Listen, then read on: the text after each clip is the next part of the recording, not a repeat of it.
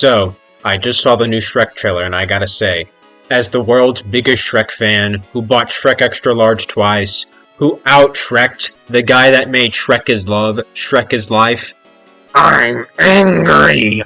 They changed the art style! Why? They can't keep getting away with this! Okay, in all seriousness, it just looks weird. Like, very weird. The first 4 movies had the exact same art style, and all media after that has the same art style.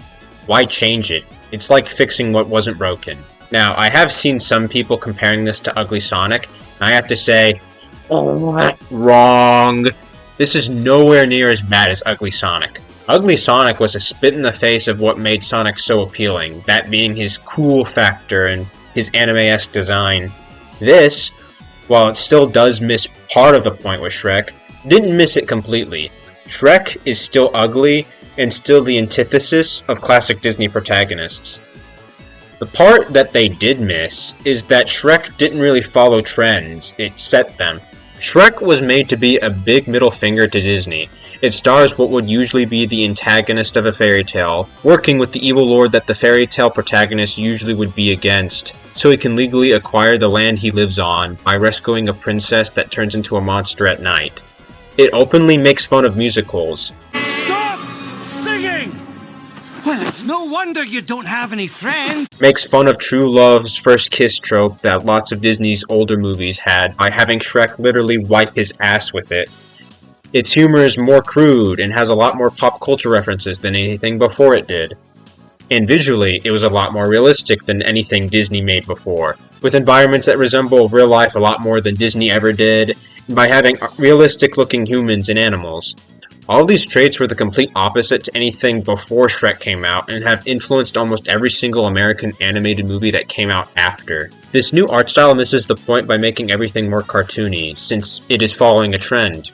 That being, animated movies are becoming a lot more cartoony, and generally, I don't have a problem with that. This is the exception, since like I mentioned earlier, part of Shrek's identity was how it looked more realistic than its competition, and this new trailer is just kind of throwing that away. Keeping the more realistic art style would have made this movie stick out a lot more, since it would be the only movie doing it right now. Now, I asked some people I know to try to get others' thoughts on this trailer. One guy that replied said, and I quote, "Yep, this one's going in my cringe compilation. First off, the redesign is very unnecessary. Second, Zendaya, 5 question marks. And third, why? Just why? Why would you do such a thing?" Further elaborating, seriously, the original Shrek is the Mona Lisa. This is like someone took a dead raccoon off the side of the road and put it in the fridge with a magnet. And then he said that this image was how he felt. The second person said, and I quote, the animation is bad, but I love Zendaya and Shrek, so the combination is perfect for me.